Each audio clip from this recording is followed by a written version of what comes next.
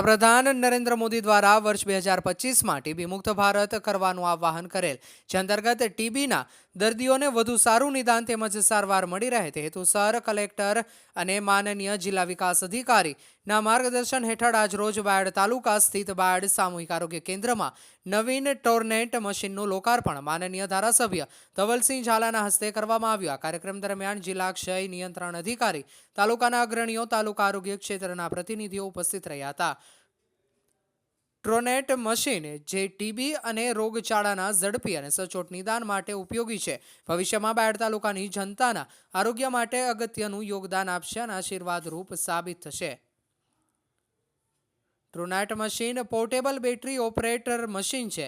આ મશીનની કિંમત આશરે 9 લાખ રૂપિયા છે। આ મશીન દ્વારા ટીબી રોગના જીવાણુને ઓળખીને ટીબી રોગ છે કે નહીં તે માત્ર 1 કલાકમાં જાણકારી આપે છે। ટીબીના રોગના નિદાનમાં વપરાતી દવા રિમ્ફાપ્સિન દર્દીને અસરકારક રહેશે કે નહીં તે આ મશીન દ્વારા જાણકારી આપવામાં આવે છે, જેથી દર્દીને સચોટ નિદાન કરવામાં સફળતા મળી શકે છે અને દર્દીનું મૃત્યુ અટકાવવામાં મદદ મળે છે। આ મશીન દ્વારા 100 દર્દીઓ પૈકી 30 દર્દીઓ પોઝિટિવ આવવાની શક્યતા રહેલ છે।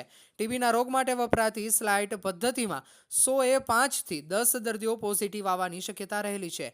આ મશીનથી તપાસ કરવાની અસરકારકતા અન્ય પદ્ધતિ દ્વારા તપાસ કરતાં ઘણી જ વધારે છે, જેમાં જીવાણુની માત્રા શરીરમાં ઓછી હોય તો પણ ટીબીના રોગ છે કે નહીં તેની ખબર પડી જાય છે।